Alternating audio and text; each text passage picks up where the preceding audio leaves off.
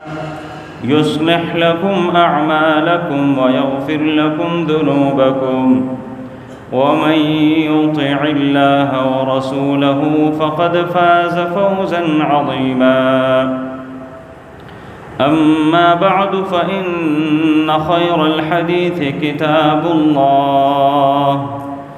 وخير الهدي هدي محمد صلى الله عليه وسلم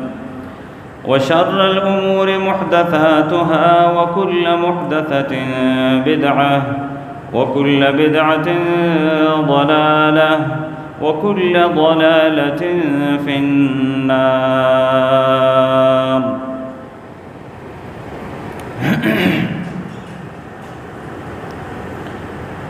اللہ کے نبی علیہ الصلاۃ والسلام کی زندگی کا 5واں سال ختم اور چھٹا شروع ہو چکا تھا، جس میں 2 بڑے بڑے لوگ مسلمان ہوئے. ایک سید الشہداء حمزہ رضی اللہ تعالی عنہ، ان کے اسلام کا واقعہ رونما ہوا. دوسرا، ان کے اسلام لانے کے 3 دن بعد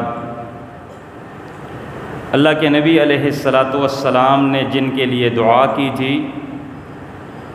وہ دعا قبول ہوئی اور امیر المؤمنین عمر بن خطاب مسلمان ہوئے. اور ان دونوں کے اسلام لانے کی وجہ سے جو اسلام دشمن لوگ تھے ان میں ایک ہلچل مچی، انتہائی ان کی پریشانی بڑھ گئی تھی، اور وہ اس ٹینشن میں تھے کہ یہ لوگ آئے روز دن بدن بڑھتے جا رہے ہیں. شروع میں ان کی سوچ یہ تھی کہ 2-4 دن گزریں گے، یہ لوگ ہماری زیادتیوں سے تنگ آ کر از خود ختم ہو جائیں گے. لیکن یہ اسلام کی حلاوت اور مٹھاس ایسی ہے،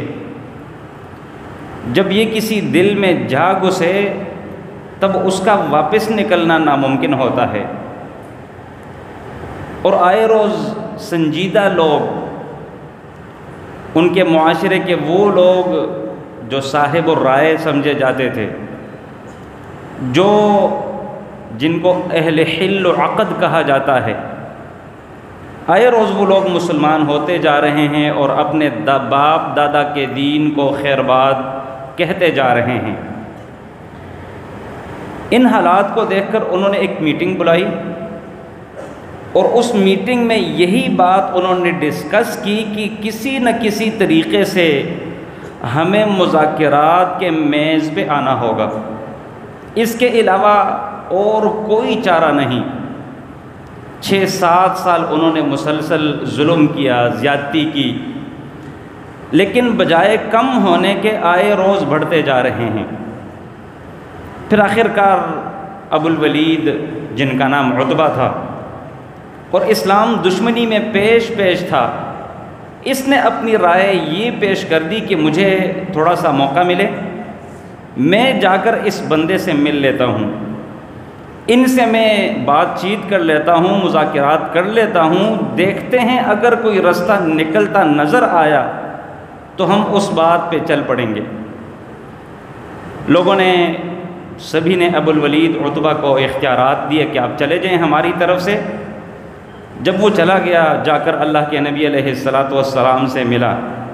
خانہ کعبہ میں ایک طرف میں عبادت میں مشغول تھے، اور ساری بات انہوں نے اپنی ڈیٹیل کے ساتھ بیان کر دی کہ دیکھ بھتیجے، یہ چونکہ ان کا چچا لگتا تھا، عمر میں بھی بڑا تھا، آپ کا جو مقام ہے، آپ کا جو مرتبہ ہے اپنی خاندان اور اپنی قوم میں، وہ سب کو معلوم ہے اور سبھی جانتے ہیں، اور آپ کے اوپر جو آپ کی قوم کا ایک اعتماد تھا صداقت و امانت کے حوالے سے، وہ بھی آپ جانتے ہیں. لیکن جب سے آپ یہ توحید کی دعوت لے کے آئے ہیں، تب سے آپ نے اپنی قوم کے درمیان انتشار برپا کیا ہوا ہے. آئے روز باپ اپنے بیٹے سے الگ ہو رہا ہے، خاوند اپنی بیوی سے الگ ہو رہا ہے، بیوی اپنے خاوند کو خیر بات کہہ کر چلی جاتی ہے، آپ کے دین پر آ جاتی ہے، تو یہ جو کیفیت بنی ہے اس کیفیت کو ہم ختم کرنا چاہتے ہیں۔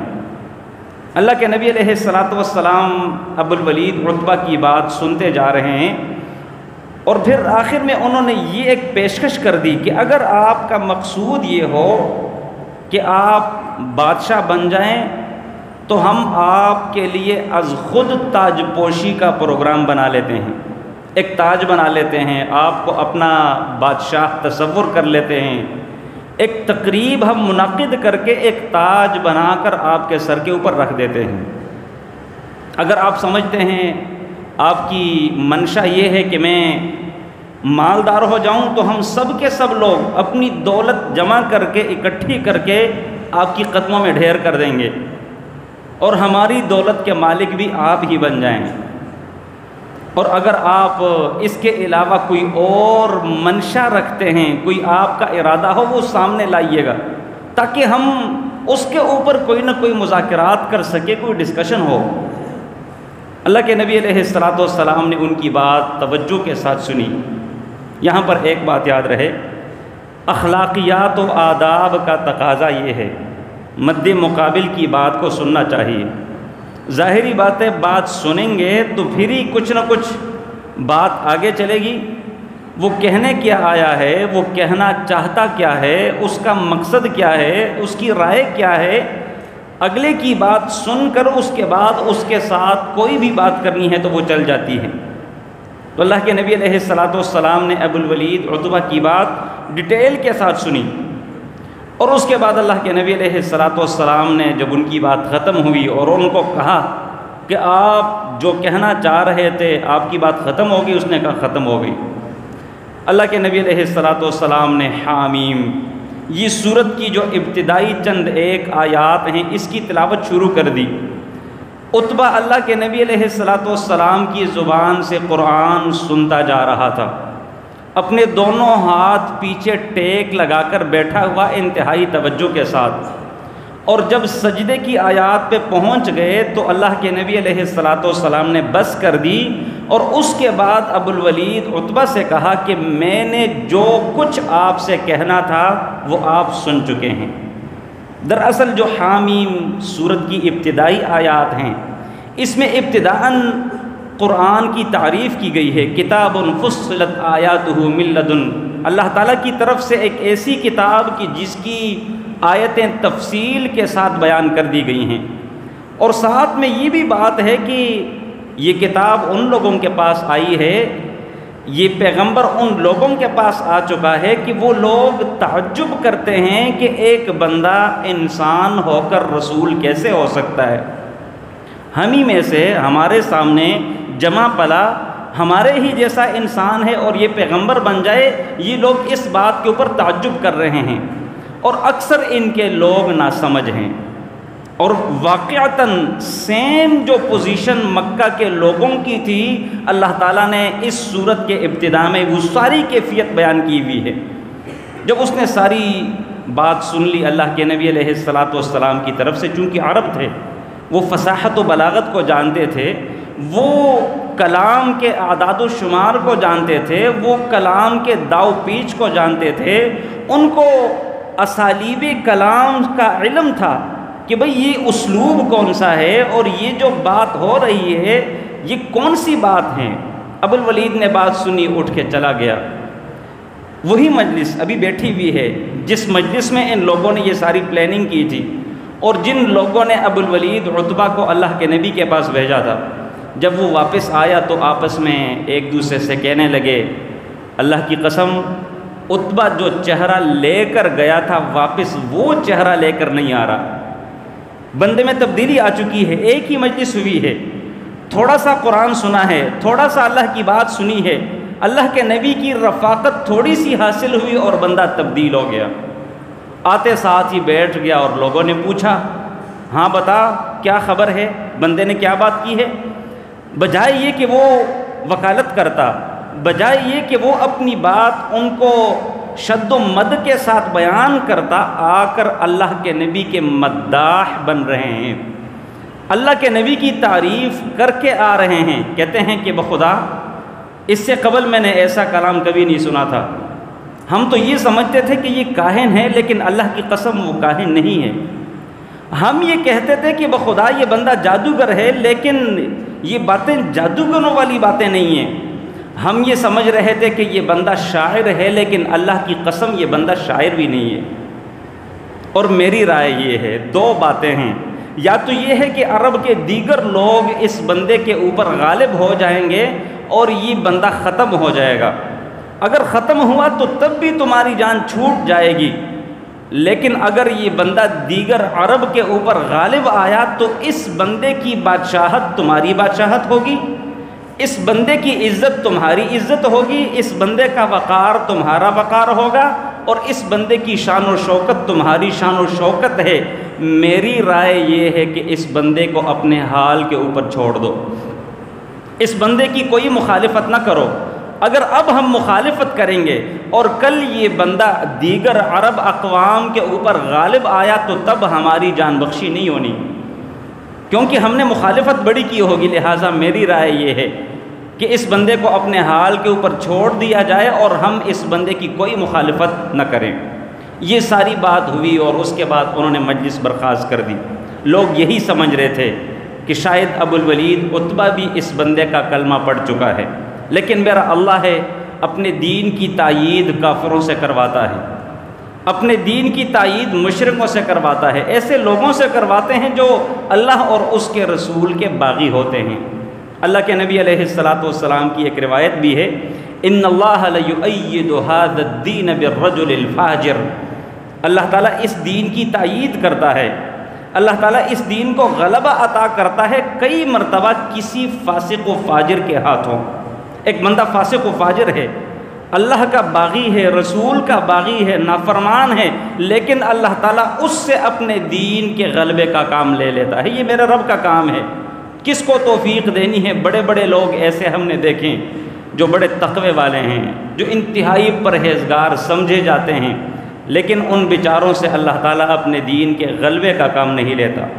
ان کی عبادات اپنی حد تک لمیٹڈ اور محدود رہتی ہیں، وہ بیچارے ایسے ہی اپنا معاملہ اپنے اللہ کے ساتھ سیدھا کرتے چلے جاتے ہیں، گزر جاتے ہیں اس دنیا سے۔ اور اس کے برعکس بہت سارے فاسق و فاجر لوگ ایسے ہوتے ہیں جو کہ بظاہر تو ان کی داڑیاں نہیں ہوتی، بظاہر تو وہ بے نمازی نظر آتے ہیں، بظاہر تو شاید کہ ہماری سوچ یہ ہے کہ یہ لوگ بڑے بڑے جرم کرنے والے ہیں، جرم کے ارتکاب کرنے والے ہیں، لیکن اللہ تعالیٰ ان سے اپنے دین کا کام لے لیتا ہے۔ یہ میرے اللہ کا کام ہے، جس سے لینا چاہے، جس کو توفیق دینا چاہے۔ خیر یہ مجلس ختم ہوئی، اس کے بعد ابو طالب جو اللہ کے نبی کے چچا تھے، انہیں مسلسل ایک خوف لگا رہتا، وہ ڈرتے رہتے اللہ کے نبی علیہ السلام کے متعلق، اگرچہ انہوں نے اللہ کے نبی کا کلمہ نہیں پڑھا تھا، اگرچہ وہ ان کے دین پر نہیں تھے، لیکن چچا اور بھتیجے کا ایک رشتہ ان کا باہمی موجود تھا، اور صرف اس خونی رشتے کی وجہ سے ابو طالب نے آگے چل کے آپ سنیں گے جو اس کے بعد اگلا کام اس مشرکین مکہ نے ان لوگوں نے کر دیا تھا، جس کو شعبی ابی طالب کے نام سے یاد کیا جاتا ہے، مکمل سوشلی بائیکاٹ، لیکن ابو طالب پیچھے نہیں ہٹے۔ اللہ کے نبی علیہ السلام کو مسلسل ان کی طرف سے خطرات تھے، اللہ کے نبی کے حوالے سے، اپنے بھتیجے کے حوالے سے مسلسل وہ ڈرتے رہتے۔ انہوں نے بنو ہاشم اور بنو عبد مناف کو جمع کیا کہ بھئی بات اس طرح ہے کہ اب تک تو میں اکیلے اپنے بھتیجے کا دفاع کرتا رہا، لیکن اب حالات انتہائی کشیدہ ہوتے جا رہے ہیں، حالات کی سنگینی انتہائی مشکل کی طرف جا رہی ہے، لہٰذا اب ہم سب نے مل کر اس شخص کی، چونکہ ہمارے قوم کا، ہمارے قبیلے کا، ہمارا بھتیجا ہے، ہم نے اپنے اس فرد کا دفاع کرنا ہوگا۔ اور چونکہ عرب لوگوں میں یہ ایک دستور موجود تھا، اگر وہ کسی ایک بڑے بندے کے اوپر جمع ہوتے تو پھر مرتے دم تک اپنی بات کے اوپر ڈٹے رہتے، پیچھے ہٹنے والے نہ ہوتے، یا تو ان کی جان چلی جاتی یا وہ اپنے بندے کا دفاع کرتے، یہ ان کی ایک صفت زبردست ان کے اندر موجود تھی، اور وہ سب کے سب لوگ اس بات کے اوپر ڈٹ گئے تھے، مل گئے تھے، متفق ہو گئے تھے کہ بھئی اب کے بعد ہم نے اس محمد علیہ الصلاۃ والسلام کا دفاع مل کے کرنا ہے، سوائے اللہ کے نبی کے چاچا ابو لہب کے۔ انہوں نے پھر بھی اپنے ہی جو ان کا بھائی تھا ابو طالب اس کی بات نہیں مانی، اپنے ہی بھتیجے کے دفاع میں وہ بندہ نہیں ڈٹ کے کھڑا ہوا، اور ہر وقت اس بندے نے اپنے بھتیجے محمد کریم صلی اللہ علیہ وسلم کی مخالفت کی۔ خیر جب یہ بھی کام ہوا، حضرت حمزہ اور حضرت عمر رضی اللہ عنہما وہ بھی مسلمان ہوئے، تو تب مکہ کے لوگوں کو اور تھوڑا سا ٹینشن ان کی بڑھ گئی کہ پہلے تو ابو طالب اکیلے تھے، اب بنو ہاشم اور بنی عبد مناف یہ سب مل کر اس بندے کی تائید کریں گے، اس کا دفاع کریں گے، اور اس کے اوپر یہ لوگ متفق ہو چکے ہیں، لہٰذا انہوں نے آپس میں ایک پلاننگ کر دی، اور یہ نبوت کے 7ویں سال کی ابتدا ہے۔ 7ویں سال کے شروع میں انہوں نے یہ کام کر دیا تھا، آپس میں خانہ کعبہ میں مل بیٹھے، ایک میٹنگ کی، ایک مشورہ کیا، اور اس مشورے میں باقاعدہ طور پر ایک دستاویز کو لکھنے کی صورت میں لے کے آئے، ایک صحیفہ باقاعدہ لکھوایا، اور اس صحیفے میں یہ لکھا گیا تھا کہ یہ جو بنو ہاشم کی جتنی اولاد ہیں، بنو ہاشم کی جتنی اولاد، بنو المطلب کی اولاد جتنے بھی ہیں، ہم نے ان لوگوں کے ساتھ نہ تو گل بات کرنی ہے، نہ ہم نے ان کے ساتھ کوئی تعلق قائم رکھنا ہے، نہ ان کے ساتھ کوئی لین دین کا معاملہ کرنا ہے، کوئی خرید و فروخت ہم نے ان کے ساتھ کرنی ہی نہیں، یا تو یہ لوگ اس شخص کے اپنا ہاتھ کھینچ لیں اور یہ بندہ ہمارے حوالے کر دے، ہم اس کو قتل کر دیں، ختم کر دیں، یا تو یہ ہو، اور یا ہم نے ان لوگوں کے ساتھ سوشلی بائیکاٹ کر لینا ہے، جس کو تاریخ میں شعب ابی طالب کے نام سے یاد کیا جاتا ہے، جو کہ 3 سال کے اوپر یہ محیط ہے۔ اور مسلسل ان لوگوں نے محض یہ نہیں کہ انہوں نے میٹنگ کی، باقاعدہ طور پر ان لوگوں کو یعنی بنو ہاشم اور بنی عبد المطلب کو ایک گھاٹی میں محصور کر لیا، ان کو پابند کر لیا، ان کو ایک سائڈ پہ کر لیا، نہ ان کے ساتھ شادی بیاہ، نہ ان کے کسی پروگرام میں شرکت کرنی، نہ ان کے ساتھ کوئی لین دین کرنا، نہ کوئی خرید و فروخت کرنی، کچھ بھی نہیں کرنا۔ یہاں تک کہ یہ کیفیت بن گئی تھی کہ انہی بنو ہاشم کی بیٹیاں دیگر خاندانوں میں بیائی ہوئی تھی، وہ اپنے والدین سے ملنے نہیں جاتی تھی، یہاں تک کہ دیگر خاندانوں کی عورتیں بنو ہاشم اور بنو عبد المطلب میں بیائی ہوئی تھی، شادیاں ہوئی تھی، وہ بیچاریاں وہاں پر محصور ہو کر رہ گئیں، فوتگیاں ہوتی، ایک دوسرے کی فوتگی میں بالکل شرکت نہیں کرتے تھے، اور کیفیت یہ بن گئی تھی باہر سے کوئی بھی تجارتی قافلہ آتا تو یہ مکہ کے لوگ، یہ جو ڈکٹیٹر تھے جنہوں نے قبضہ جمایا ہوا تھا، سب کچھ فوراً انہوں نے اپنے تحویل میں لے لینا تاکہ ان کو خریدنے کا موقع ہی نہ ملے۔ ظاہری بات ہے وہ بیچارے، ان کو خبر ملتی وہ وہاں پہنچتے اور پھر اس کے بعد وہ نکلتے اور یہاں آ کر خرید و فروخت کرتے، تب تک سودا سارے کا سارا یہ لوگ ظالم خرید چکے ہوتے، اور انہوں نے یوں ان بنو ہاشم اور بنو عبد المطلب کے ساتھ رویہ یہ روا رکھا، اور کیفیت یہ بنی تھی کہ ان لوگوں کو اس شعب ابی طالب کے 3 سال کے عرصے میں چمڑے کھانے پڑے، لکڑیاں کھانی پڑی، پتے کھانے پڑے، یہ ایک کیفیت بنی تھی۔ لیکن اللہ کے نبی علیہ السلام پھر بھی، اور نہ ہی یہ مسلمان لوگ اپنی دعوت سے پیچھے ہٹے۔ جب بھی حرمت والے مہینے آتے، عرب میں یہ ایک اچھی صفت موجود تھی، اگرچہ مشرک تھے، اگرچہ بہت زیادہ ظلم اور بربریت کرنے والے تھے، لیکن جب حرمت کے 4 مہینے آ جاتے تب ایک دوسرے کو کھلی چھٹی دیتے، جو جہاں جاتا، جو کرتا، جیسے کرتا، کوئی کسی کو روک ٹوک، کسی کے اوپر ظلم زیادتی، کسی کے ساتھ لڑائی جھگڑا نہیں کرتے تھے۔ اور ان حرمت والے مہینوں میں سے ایک مہینہ ذی الحج کا بھی ہے۔ اللہ کے نبی علیہ السلام اس موقع سے فائدہ اٹھاتے اور 3 سال مسلسل حج کے ایام میں باہر نکلتے، چونکہ پوری دنیا سے آئے ہوئے لوگ ہوتے تھے،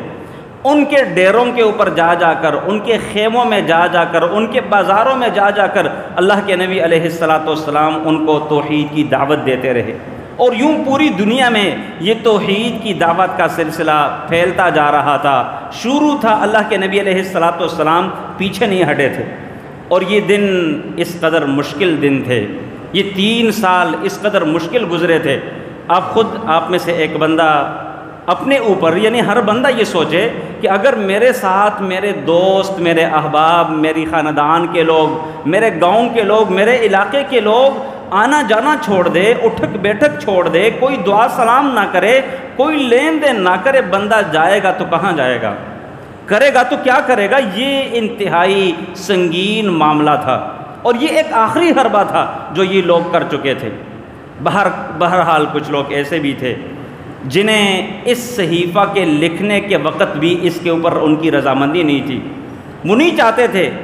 بلکہ وہ یہ سوچ رہے تھے کہ یہ ظلم ہے، یہ زیادتی ہے، یہ ہم ظلم کر رہے ہیں، زیادتی کر رہے ہیں، ان لوگوں کے ساتھ ایسا کم از کم نہیں ہونا چاہیے۔ اس کی 2 وجوہات تھی، ایک بنیادی وجہ ہیومینٹی اور انسانیت، کہ بھئی جیسے بھی ہیں یہ لوگ انسان ہیں۔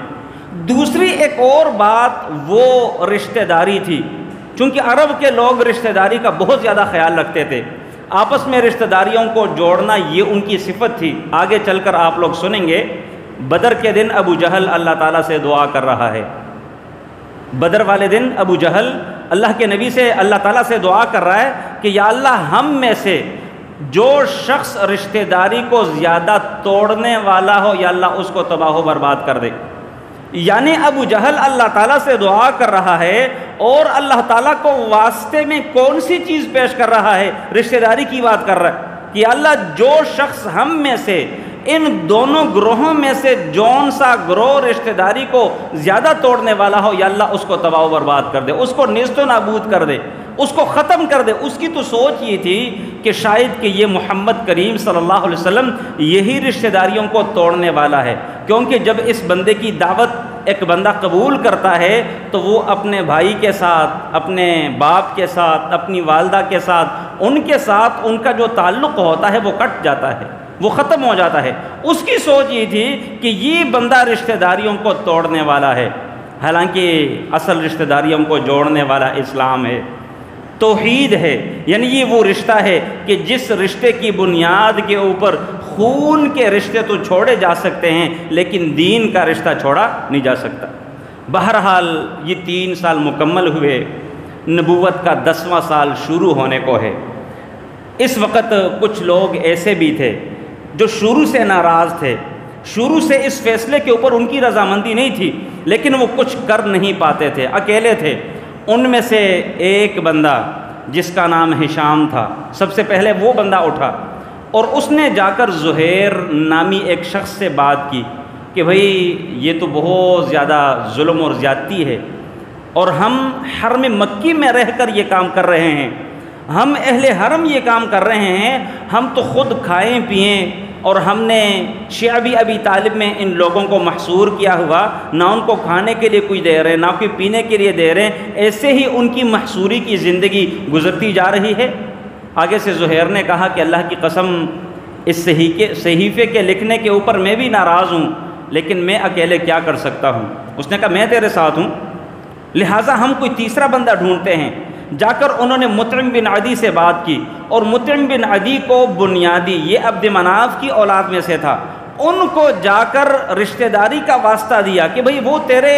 رشتہ دار ہیں، تیرے کزن لگتے ہیں، تمہارے چچا زاد اور خالہ زاد اور ماموں زاد اپنے قریبی رشتہ داری تعلق ہے ان کے ساتھ، اور آپ اپنے بیوی بچوں کے ساتھ خوشی کی زندگی گزار رہے ہیں، جبکہ ان بیچاروں کی کیفیت 3 سال سے کیا ہوئی ہے۔ لہٰذا اس نے جب یہ بات سنی وہ ایگری ہوا، اس نے کہا کہ میں اکیلے کیا کر سکتا ہوں۔ اس نے کہا آپ اکیلے نہیں ہیں، میں بھی آپ کے ساتھ ہوں، اور زہیر بھی ہمارے ساتھ اس بات میں باقاعدہ شریک ہے۔ اس نے کہا چلو چوتھا بندہ ڈھونڈتے ہیں۔ ابو البختری کو ڈھونڈا، آگے چل کر انہوں نے زمعہ کو ڈھونڈا، اور یہ 5 لوگ اس بات پر ایگری ہوئے۔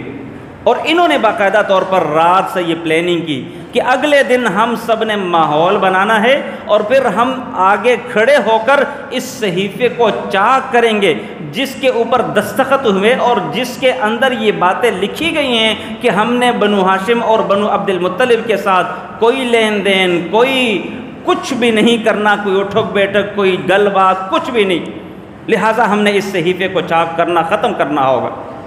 اگلے دن سب کے سب لوگ مکہ میں جمع ہوئے۔ ان کی عادت تھی، ہر بندے کی اپنی ایک مجلس تھی، اس کے دوست احباب آ کر بیٹھتے، گپ شپ لگاتے ہیں، باتیں کرتے۔ اتنی اثنا میں ہشام کھڑا ہوا اور اس نے کہا کہ بات اس طرح ہے کہ یہ جو صحیفہ ہم لوگوں نے لکھا ہوا نا، یہ انتہائی ظلم پر مبنی ہے، لہٰذا اس کو ہر صورت ہم نے ختم کرنا ہوگا۔ ابو جہل بھی موجود ہے، کھڑا ہوا اور ہشام سے کہتا کہ ہشام تو بڑی غلط بات کر رہا ہے، دو صورتیں ہیں، یا تو یہ بندہ ہمیں ہمارے حوالے کر دے اور یہ لوگ سائڈ پہ ہو جائیں، لیکن اگر ہمارے حوالے یہ لوگ نہیں کرتے تو چونکہ یہی لوگ اس بندے کی تائید پر متفق ہوئے ہیں، ان کے ساتھ ہمارا رویہ یہی ہوگا۔ اسی اثنا میں زہیر کھڑا ہوا، اس نے بھی ہشام کی تائید کی، زما کھڑا ہوا، اس نے بھی ہشام کی تائید کی، ابو البختری کھڑا ہوا، اس نے بھی ہشام کی تائید کی، مطعم بن عدی کھڑا ہوا، اس نے بھی ہشام کی تائید کی۔ ابو جہل نے جب یہ کیفیت دیکھی، ہوشیار تو بڑا تھا،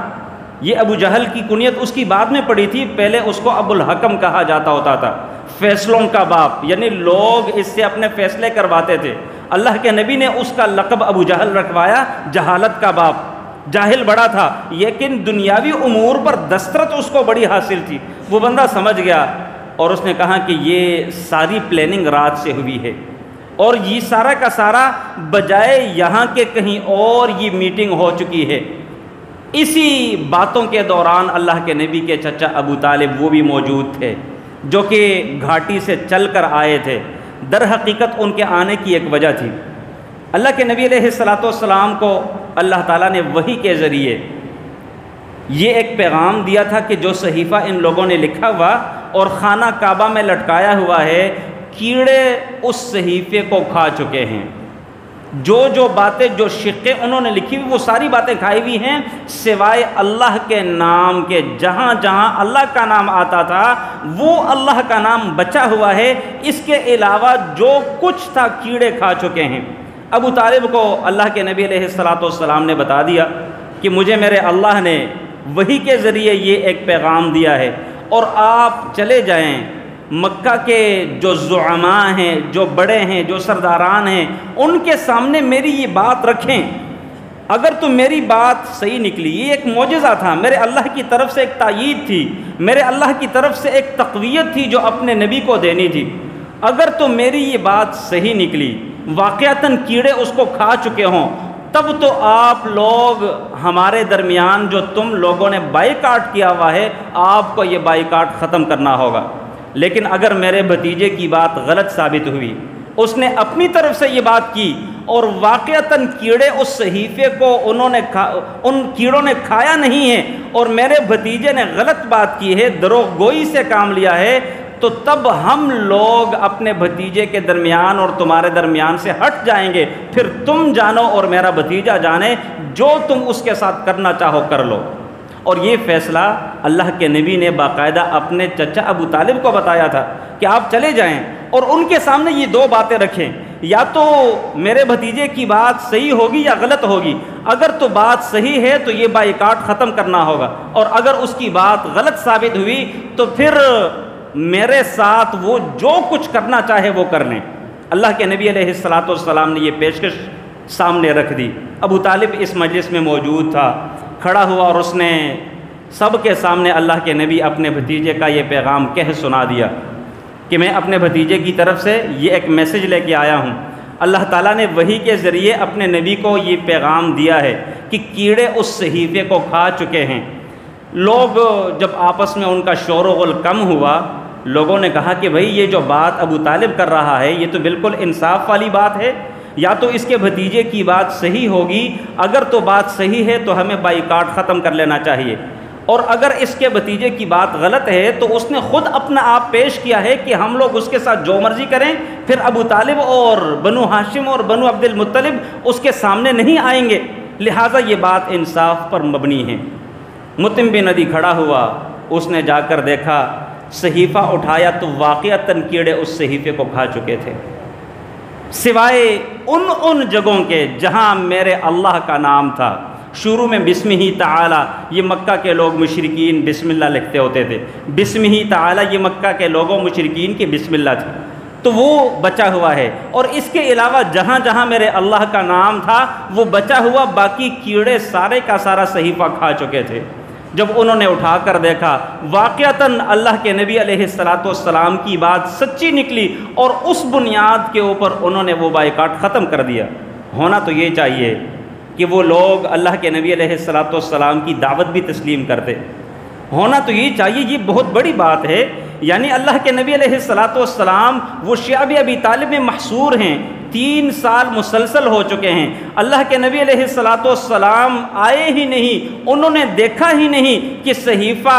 کھایا جا چکا ہے یا نہیں کھایا جا چکا، میرے اللہ نے وحی کے ذریعے ان کو یہ پیغام دیا، تو ہونا یہ چاہیے، صداقت ہے میرے نبی کی، امانت تھی ان کے